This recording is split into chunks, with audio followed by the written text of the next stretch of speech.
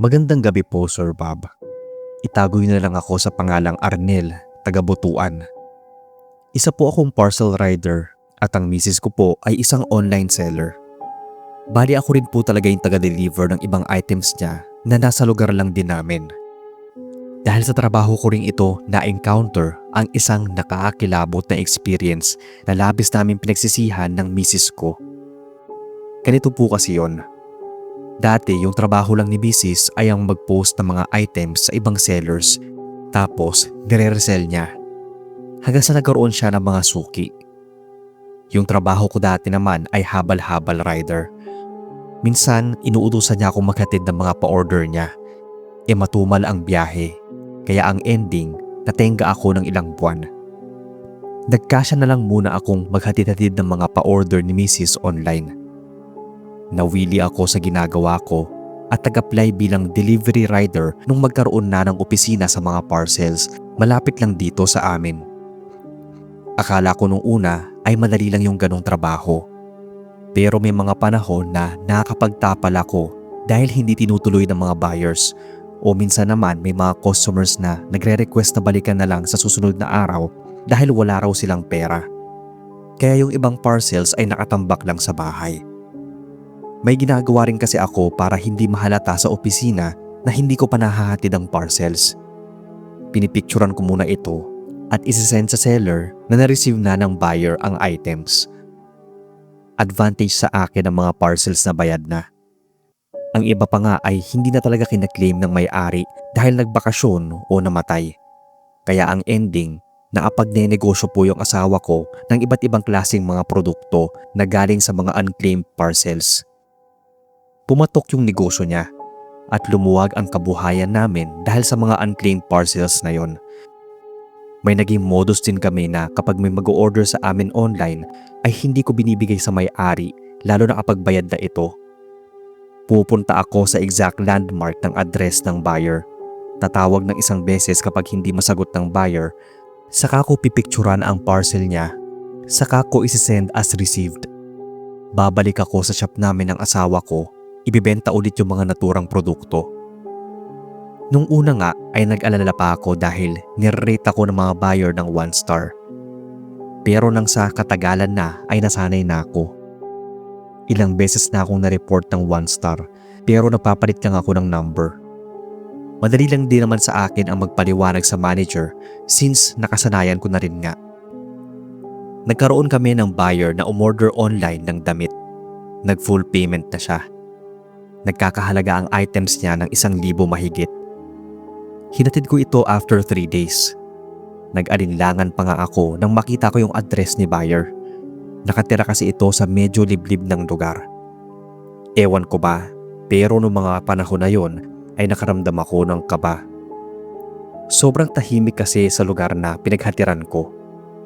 Tinawagan ko si buyer ng siguro 3 beses, kaso hindi ito sumasagot. Tinext ko rin pero walang reply, kaya dating gawi. Picture, tapos send as received parcel.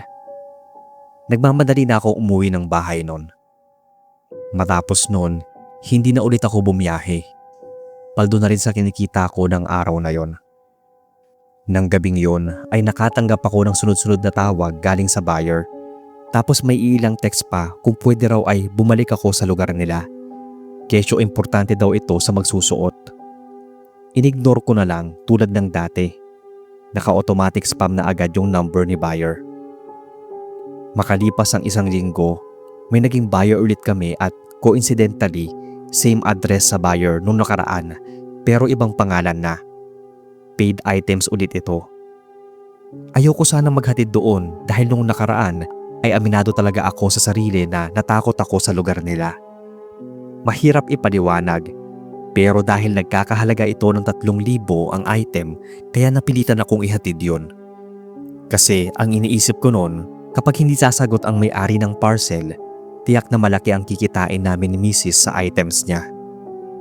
Kahit natatakot ay mas nanaig sa akin ang magiging kikitain ko matapos yon. Pumunta ako sa address at hinatid yung parcel. Tumawag ako sa buyer. Napaismid ako nang sinagot agad nito yung tawag ko.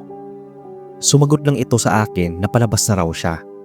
Kaya kahit nadidismaya dahil magiging pera na sana ay naging bato pa, naghintay na lang ako. Hindi ko magets yung nararamdaman ko noong mga oras na yon. Parang nag-iiba yung temperatura.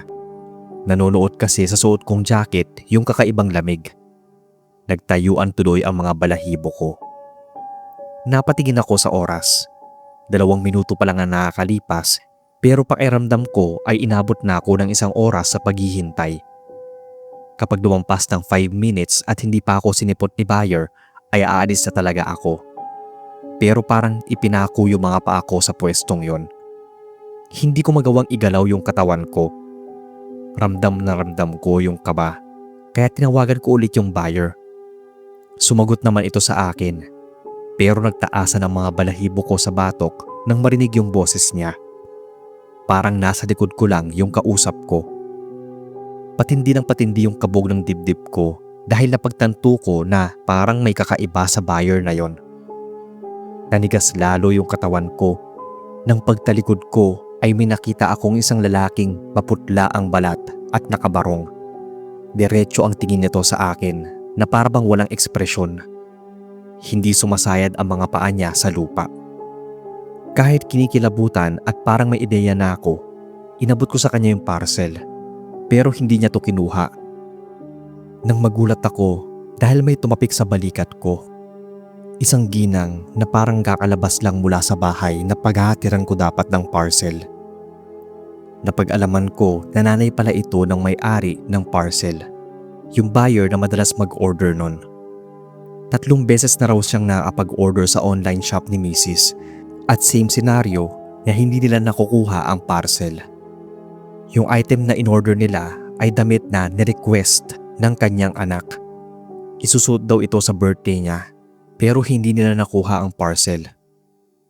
Muli raw silang nag-order sa shop ni Mrs. pero hindi niya nasagot ang tawag ni rider dahil isinugod na raw sa ospital yung anak nito. Nalagutan na lang ito ng hininga na hindi man lang nakukuha at naisusuot ang nirequest na damit.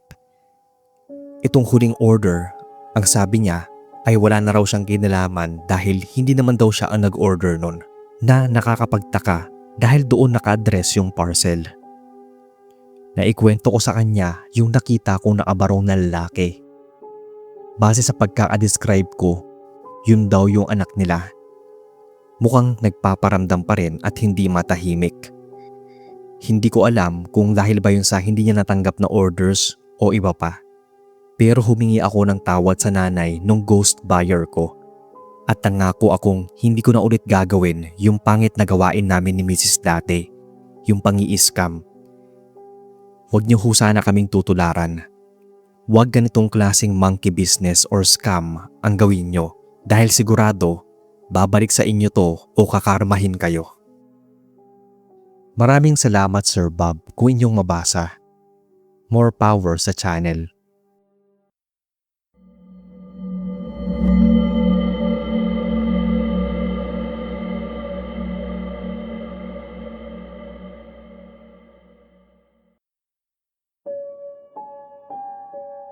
Magandang araw po Sir Bob at sa lahat ng mga nakikinig sa inyong channel.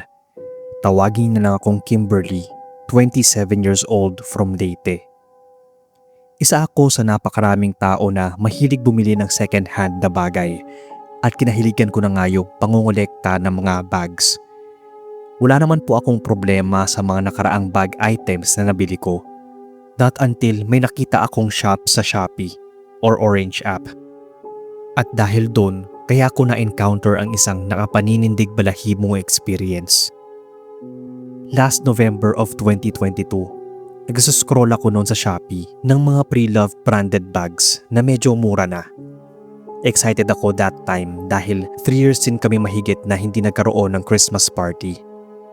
Nang sa wakas, i-declare ng company namin na magkakaroon kami ng Christmas party ay na-excite talaga ako. Kaya gusto ko talaga na bongga yung get up ko noon kahit na medyo gipit. Hindi ako nag-alala dahil marami namang mumurahin online. Ilang beses ako nag-scroll noon. Maraming magagandang bags na brand new. Kaso, hindi nito masatisfy yung gusto ko para i-match yung outfit ko. May mga nagustuhan naman ako kaso hindi ko afford dahil nga brand new pa sila. Nag-search ulit ako nang may mahagip yung mga mata ko. Unang tingin ko pa lang sa bag, nakuha na agad nito yung pagnanais kong bilhin siya. Parang nabag at first sight ako sa bagay na to, kung meron mang ganon. Pinindot ko agad yung name ng shop. Lumabas na pre-loved items ang mga paninda niya. Pero hindi lang basta-basta pre-loved items dahil naatsyempo ako ng branded. Ang ganda talaga ng bag. Isa kasi itong sequin fabric na clutch bag na kulay beige. Sakto at terno ito sa outfit na hinanda ko. Hindi ko na nga chinek yung reviews dahil sa takot na baka maunahan pa ako since nag-iisa na lang daw yung item. Buy ka agad yung peg ko. 4 to 5 days yung expected date nito. Kampante naman ako dahil second week of December pa naman yung Christmas party namin. A few days before that ay dumating na yung parcel ko. Pinicturan ko muna bago ako nag-video habang nag-unboxing para sa additional points. Need ko rin kasi ang points para makalis ako sa mga future purchases ko sa naturang app. Tuwang-tuwa pa ako dahil maganda sa personal ang bag. Although may red stain siya sa bandang likod. Pero since clutch bag siya, kaya pwede namang itago. Dead man na yung mancha. Inisprayan ko na lang ng sanitizer, tapos pinunasan ko ng may alcohol. Trinay ko rin lagyan ng eyeshadow palette ang red stain, kaya medyo naremedyohan naman. Masayang masaya ako na nilagay ko ito sa cabinet, katabi ng damit ko na susuotin sa nalalapit naming party. Natulog akong masaya dahil siguradong hindi ako mangungulelat sa party namin. That night, nanaginip ako. May naasalubong daw ako papalabas sa isang hotel. Isang nakayuko na babae na inaalaya ng dalawang lalaki pasakay sa isang pulang sasakyan. Naasunod lang ako sa mga ito. Hindi nga ako napansin ng mga ito na sumakay rin ng sasakyan na sinasakyan nila. Tahimik lang akong nakaupo sa loob ng kotse na yon. Hindi ko alam kung lasing ba yung babaeng sakay kasi nanatili lang itong nakayuko. Hindi ko kilala yung isang lalaki, pero kilala ko yung nagmamaneho dahil ka-workmate ko yon. Tanda kong suot ko pa yung hinanda kong outfit para sa party namin. Pero napansin ko na nasa balikat ng babaeng sakay ang clutch bag na bagong bili ko mula sa Shopee. Nung una ay kalmado lang ang lahat. Pero nang magising ang babae ay bigla na lang itong nagwala. Ilang beses ko rin silang pinigilan. Pero deadma sila sa akin. Kitang-kita ko pa kung paanong hinampas ng clutch bag na hawak ng babae yung lalaking kasama. Pansamantalang hininturin yung sasakyan sa isang madilim na iskinita. Nabigla ako sa sumunod na ginawa ng lalaki sa babae. Hinablot nito ang clutch bag at buong puwersang hinampas sa ulo ng babae, dahilan kaya nasugatan ito. Nanlaki ang mga mata ko sa sumunod nitong ginawa. Pakiramdam ko noong mga oras na yon ay naninigas ang buong katawan ko. Sinakal kasi ng lalaki yung babae gamit yung metal chain ng clutch bag hanggang sa mangisay ito sa harapan ko. Bago ako magising sa masamang panaginip ay matalim akong tinitigan ng babae bago ito malagutan ng hininga. Halos naligo nga ako sa pawis ng magising. Habol ko talaga ang paghinga. Hindi agad ako bumangon doon dahil naramdam ko pa rin yung takot sa napanaginipan. Ang vivid kasi ng dream ko, as in tandang-tanda ko ng malinaw na para bang totoong nasaksihan ko. Hindi na rin ako dinalaw ng antok dahil sa takot na baka mapanaginipan ulit yon. December 14 yon, lutang akong nag-duty. Para akong lantang gulay sa trabaho. Hindi ako makapag-focus sa work ko. Napagalitan pa nga ako ng supervisor namin dahil puro palpak ang nagawa ko nung araw na yon. Napa-undertime tuloy ako nang wala sa oras. Pagka-uwi ko ng bahay ay dumiretso agad ako ng kwarto. Siguro dahil sa sobrang sama ng pairamdam ko ay nakatulog na ako. Nanaginip ulit ako.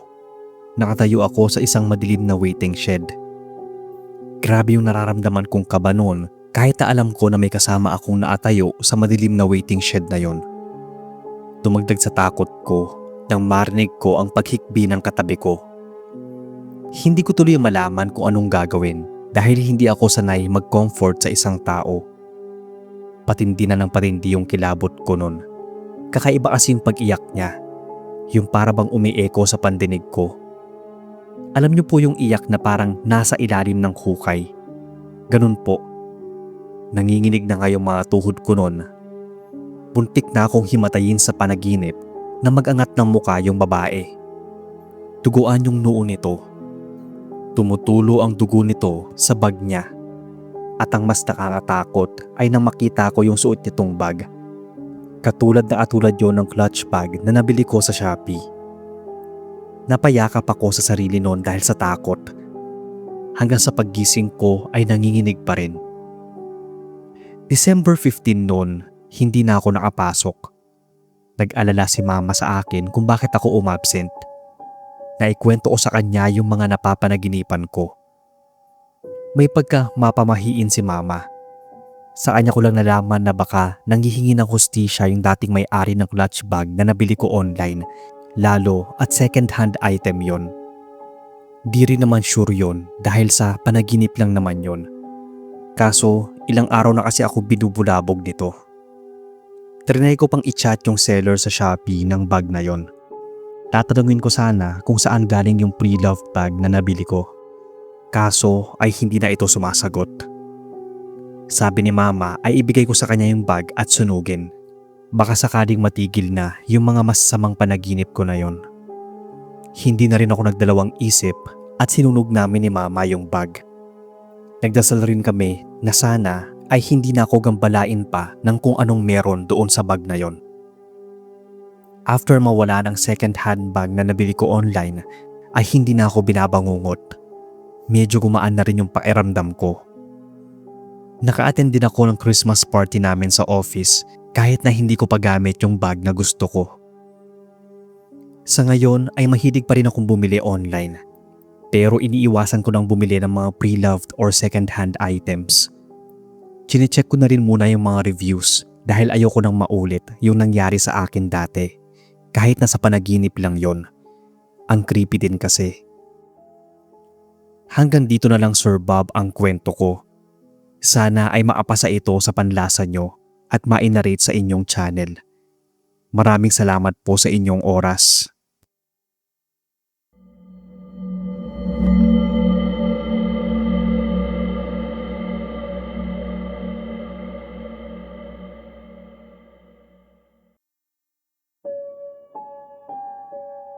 Hello po Sir Bob. Good evening sa inyo.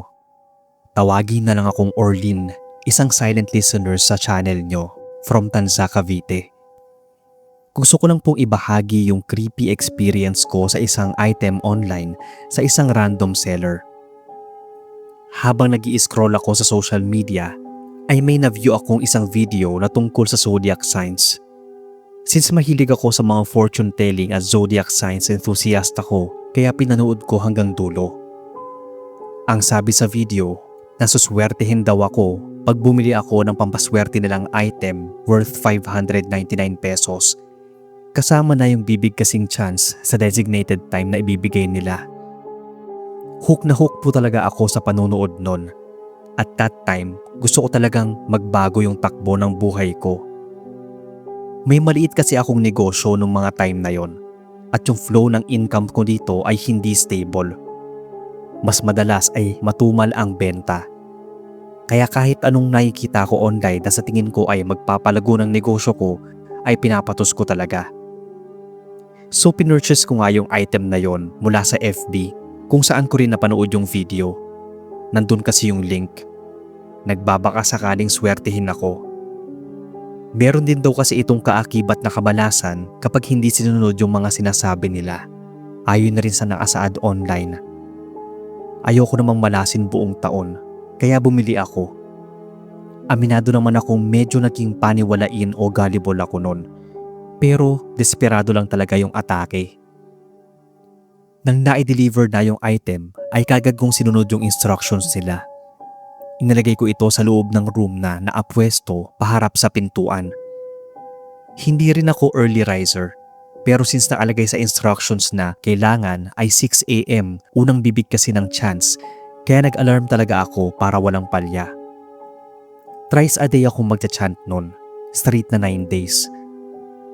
Araw-araw ko rin sinusuot yung kalakip nitong bracelet charm kahit saan ako magpunta.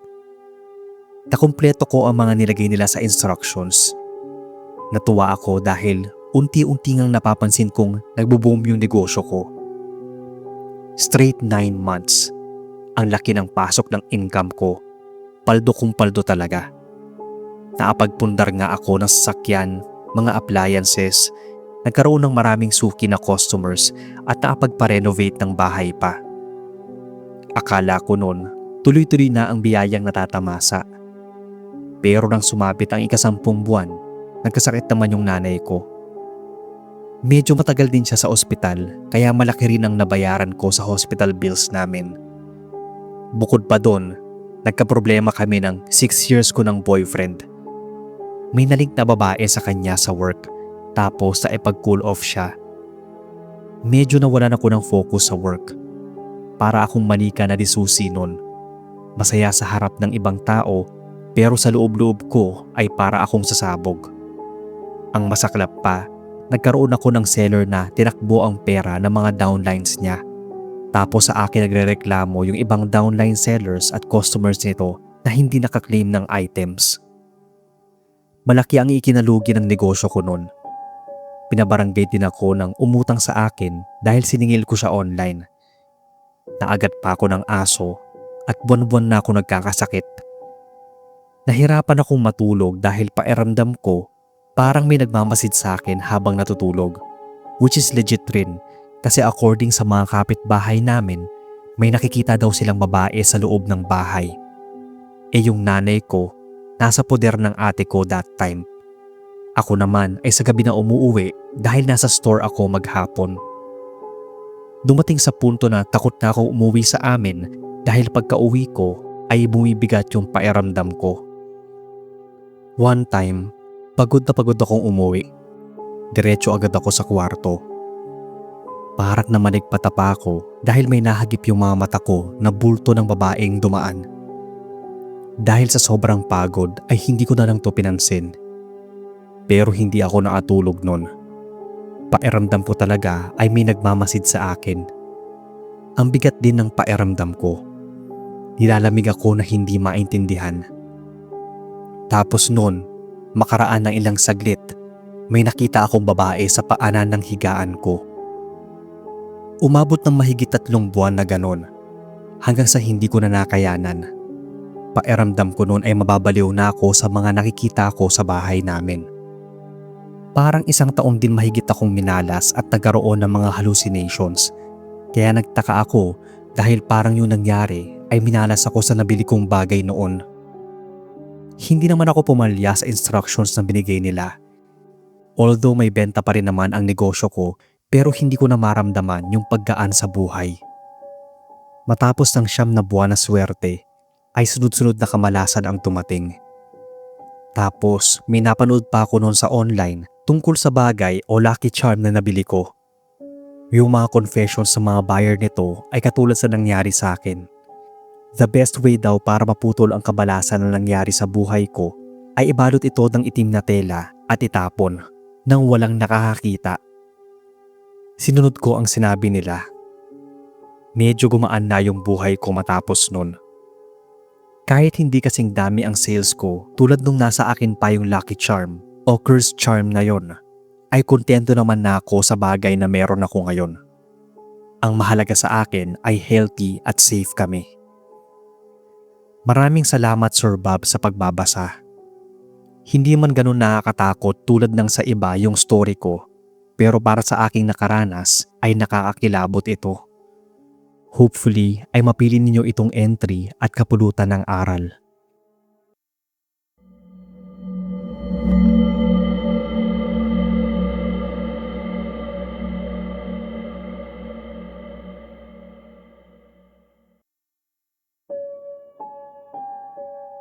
Magandang araw po Sir Bob at sa lahat ng mga nakikinig sa channel nyo.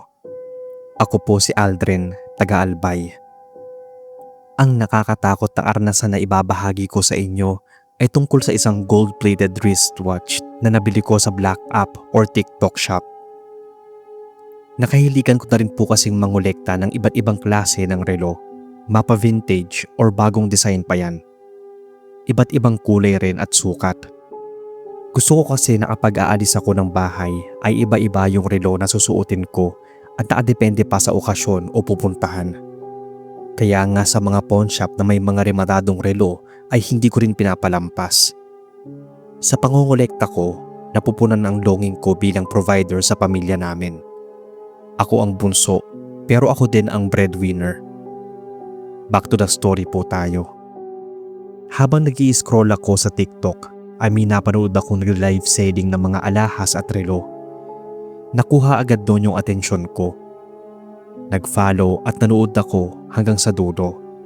Naapag-mind din ako ng isang relo. Fast forward. Na-deliver na yung na-purchase kong relo sa TikTok shop. Tuwang-tuwa ako dahil parang naka-jackpot ako. Sobrang ganda at solid kasi ng item. Sinuot ko nga agad. Tinatanggal ko lang kapag naliligo na. At kahit nga sa pagtulog, nakakaligtaan kong hubarin yung relo. Hindi ko rin maintindihan yung sarili ko noon. Kapag hinahawakan o tangkang hawakan kong relo na suot ay para ba akong may ibang pairamdam. Parang kinakabahan na natatakot. Bigla na lang din nag-iba yung paikitungo ko sa mga hawak nito. Yun bang tipo na bigla na lang akong naiinis sa kanila. Nakikita ko sa kanila ang hindi kaaya-ayang mga itsura. Katulad nung nakaraang araw, naiwan yung relo ko sa banyo. Nung balikan ko na ito ay hindi ko mahanap. Parang may naririnig akong bumubulong sa akin na kailangan kong hanapin yung relo dahil hindi ito dapat papunta sa iba. Dapat ako lang yung may hawak nun. Proteksyon ko raw ito sa masasamang tao. At yung relo na yon, yung tanging bagay na matatawag kong akin, tapos kukunin pa nila. Basta ganon. Hindi ko maintindihan yung sarili kapag narinig ko yung boses na bumubulong sa akin. Matik nun, naghalughog ako sa buong bahay. Para akong nababaliw na. Tapos nakita ko yung relo sa drawer ni Mama. Nakita ko si Mama noon na papasok din sa kwarto niya. Napatigil siya nang makita akong hawak yung relo na galing sa drawer niya. Pansin ko ang galit sa mga mata ni Mama nang makitang hawak ang relo ko. Para siyang mabangis na nilalang na handa akong sunggaban makuha lang yung relong hawak ko. Bahagya akong napailing ng ulo at napahilot to. Bigla na lang kasing pumintig yung ulo ko sa sobrang sakit.